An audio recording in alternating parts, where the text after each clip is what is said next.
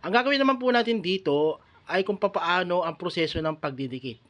Kadalasan po kasi sa atin, kapag biglang bumuka ang mga sapatos, ay bumibili po tayo ng mga 10 pisong glue, which is hindi naman po magandang advisable yon sa ating mga sapatos dahil halimbawa bumuka po ito, direct mo nang nilagyan ng glue dyan, mapapansin po ninyo na parang medyo umusok or mainit.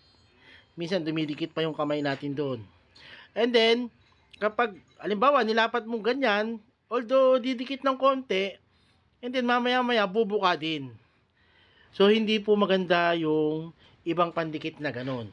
Mas mainam na gumamit po tayo ng rugby.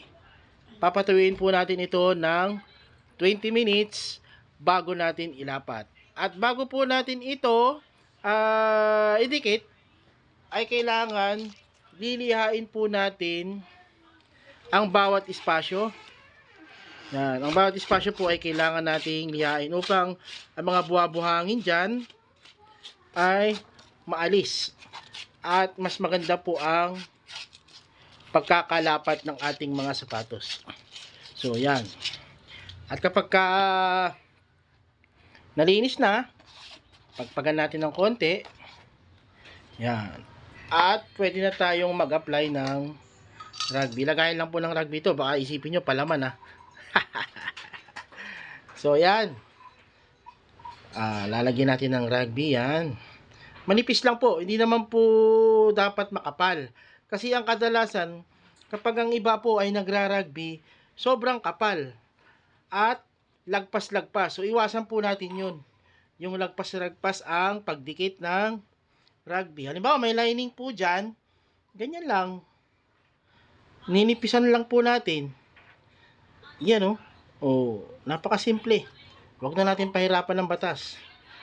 Dahil sa mga nagtataas na bilihin ngayon, kailangan po natin magtipid.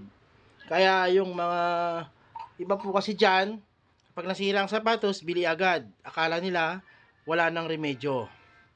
So, yun lamang po yung mga ibang tip na may bibigay ko po sa inyo para po sa mga kung paano po ang proseso ng pagdikit ng sapatos at kung paano po tayo makakatipid. Ano po?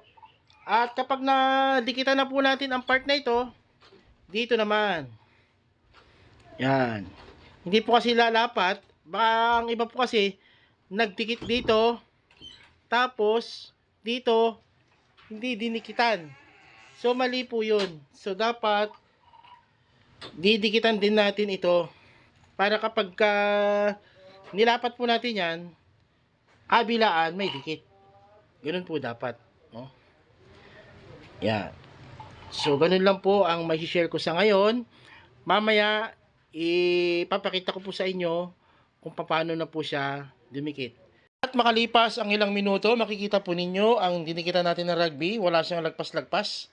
At talagang nakafit. Matibay na. Yan. Ganon din po itong isa. Yan. Kapag tayo po ay nagdidikit, dapat hindi lagpas-lagpas. Yan. Ayan, nakapit na po. Yan. Hindi pa po natatahi yan, pero nakalapat na. So, tatahiin na po natin ito. At natapos na nga natin mga idol ang rubber na pinagawa ni Bossing, 2 tahi.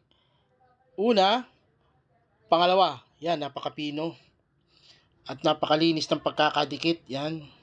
Walang lagpas-lagpas at hindi na rin naninilaw di tulad nung una.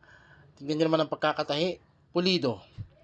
Kaya para sa maraming updates, please follow, like, and share. Maraming salamat. Good evening.